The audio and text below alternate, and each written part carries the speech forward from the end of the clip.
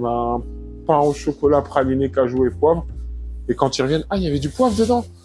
Ah, c'est surprenant, mais c'était bon, hein, le mélange chocolat et poivre. C'est un poivre qui nous revient de la ville de Gadoua.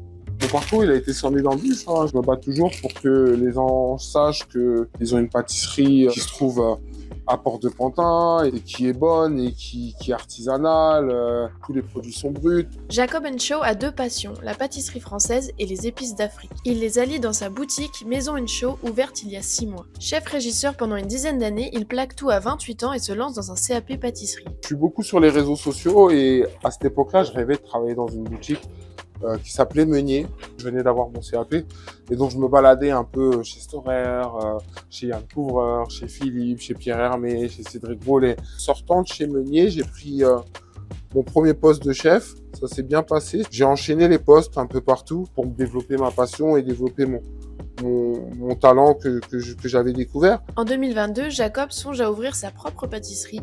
Il y parvient finalement 3 ans plus tard, sans investisseur, grâce au soutien de son frère et de son réseau.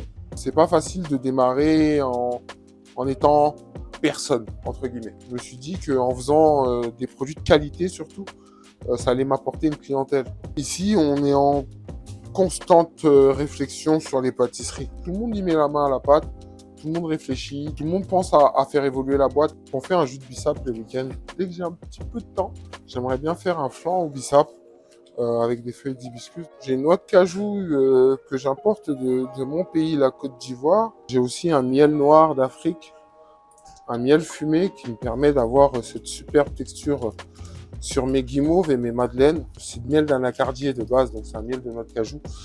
Donc il se rapproche beaucoup du beurre noisette. La cannelle aussi, importée des Comores. J'ai mon collègue qui est originaire des Comores. Cette cannelle-là, elle nous est importée de là-bas et on en fait des cinnamon rolls.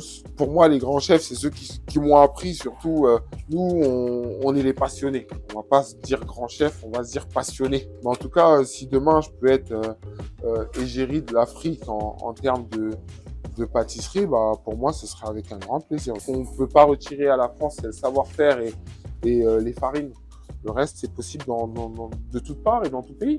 Je serais très heureux. Très heureux de pouvoir même aller en Côte d'Ivoire et pouvoir transmettre tout ça aux enfants. Parce que le savoir-faire français, c'est pas tout le monde qui y a accès. Et je suis très content et très fier d'avoir pu m'asseoir sur les bancs de l'école française. Ça, je le renie pas. Merci la France!